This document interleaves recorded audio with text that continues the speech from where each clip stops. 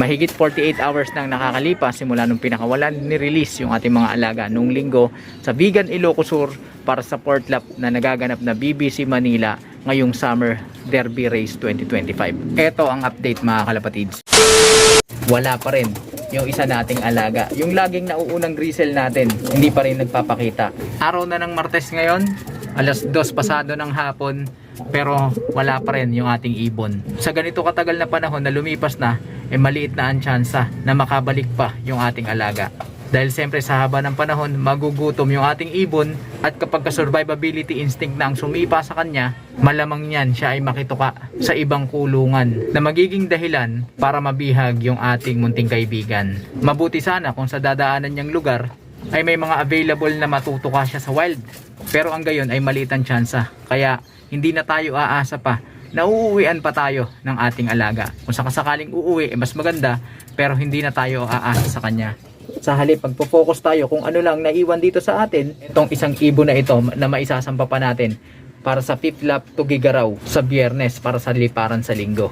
Kaya sa episode na ito, magpo-focus na lang tayo sa ating ibon na ito. Patuloy pa rin yung ating ginagawang pag-recover sa kanya at inihahanda natin siya sa nalalapit na sampahan sa Biyernes. Kaninang umaga, nag-cleansing tayo mga kalapatids. Ayan. At hindi pa to tumutuka. Kaya sa hapong ito, magpapatuka na tayo sa ating mga alaga.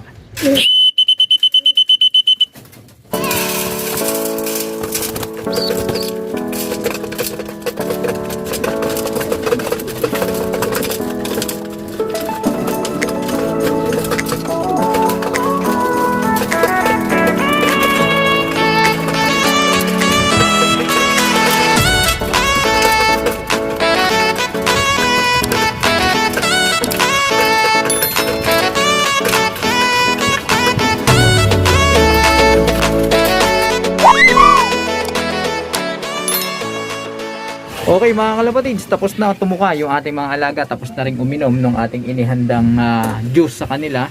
At ngayon naman, eto mga kalapatids, tuloy-tuloy yung ating ginagawang pagpapalakas dito sa ating munting kaibigang natira.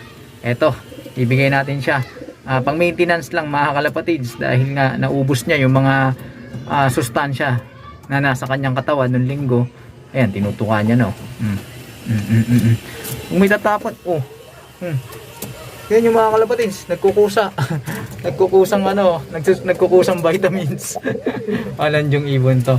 Ito yung ating natitira na lang, anak to ni Angel, yung ating 6 overall champion, na kapatid naman ng nawala nating grisel. So, may lahing grisel pa rin, bari tito niya yon, bagamat mas matanda siya doon.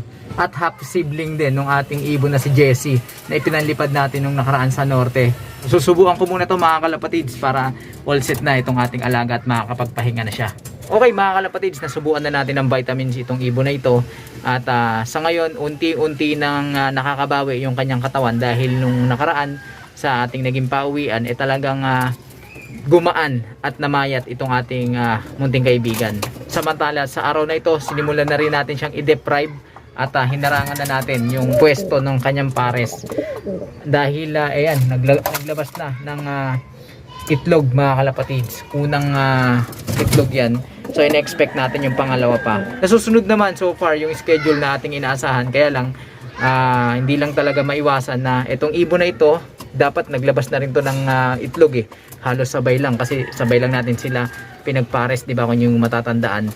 Pero siguro nakakaapekto dito yung pagkawala or absence ng kanyang pares, kaya hanggang ngayon nauudlot pa rin yung paglabas niya ng itlog. So bukas siguro or mamayang hapon o gabi ilalabas niya yung pangalawang itlog na to, kasi kahapon lang yan ng hapon mga kalapatids lumabas yung unang itlog na yan. So ngayon deprive muna natin tong ating ibon na ito para kahit pa paano ay masabik dito sa kanyang pares. Ayan, ganyan yung mga kalapatids, ayaw niyang papwestuhan yung pwestuhan niya doon dahil nga masyado na siyang territorial at very defensive siya dahil may itlog nga yung pares niya. Samantala, hindi maalis sa isipan ko kung anong nangyari doon sa ating ibon na grisels. Nakakapanghinayang lang kasi napakaganda ng kanyang nasimulan. Consistent din yung ating ibon na yon, naglalaro yung kanyang speed ng average na 1-1 simula nung training hanggang nung derby. Alam natin na umuwi talaga sa oras yung ating alaga. Ang isa sa nakikita kong problema mga kalapatids ay baka may iniinda yung ating alaga. Hindi lang nagpahalata dahil nung basketing day nakita ko may suka dito sa pwestuhan dito sa pwesto niya dun sa pares niya. Hindi naman ganun karami pero isinuka yung mga kinaing patuka. Ang buong akala ko itong pares niya yung may gawa. Pero na-realize ko bandang hapon na napakagana naman itong ibon na ito. Samantalang yung pares niya na grisel natin na panlipad ay halos ayaw nang tumuka. Siguro doon pa lang nagpapakita na siya ng sintomas pero hindi natin pinansin dahil huli na rin. At nandun na tayo sa momentum ng pagsasampa dahil napansin na lang natin yon nung hapon. Ayun siguro yung isang naging dahilan kung bakit hindi tayo inuwian ng ating grisels na yon. Kung titignan naman natin yung naging sitwasyon ng pauwian, talagang mahirap yung naging pauwian kasi wala pang 50% ng mga naka-entry yung nakapag-clock. Napakarami ring na-cut off. Pero ang masaklap, hindi pa rin tayo inuwian dito sa ating flyer slope ng ating munting kaibigan. At gaya nga ng banggit ko, habang tumatagal na wala dito yung ating ibon, ay lumiliit ang tsansa na makabalik pa at makauwi yung ating alaga. Maliban na lang kung yung nakahuli sa kanya, ni-recover siya, tapos nakawala yung ating alaga, uuwi dito sa ating flyer slope yon. Pero kung naisilid na siya o di kaya naman ay napahamak na yung ating alaga, asahan na natin mga kalapatids, malabo na ang tsansa na makabalik pa yung ating alaga.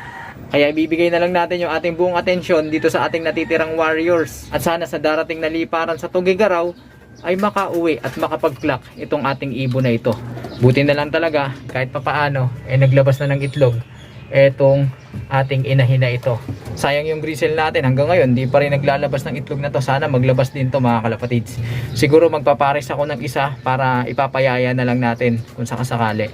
So yan muna mga kalapatids ang update dito sa ating munting tambayan. Tuloy ko kayong i-update sa mga kaganapan dito sa ating munting tambayan. Kaya ikaw na nanonood dyan, kung hindi ka pa nakapag-subscribe, ano pang hinihintay mo? Mag-subscribe ka na, hit mo na notification bell para updated kayo sa ginagawa nating kwentuhan. Pero kung ayaw nyo naman at gusto nyo lang makinood, okay lang yan, walang problema. Welcome na welcome kayo dito sa ating munting tambayan. Huwag lang kalimutan mag-like, comment, share para na sa ganun marami pa ang maabot ng ating programa. Ingat kayo sa araw na ito. Keep safe, God bless. Hanggang sa susunod natin pagkikita. Paalam!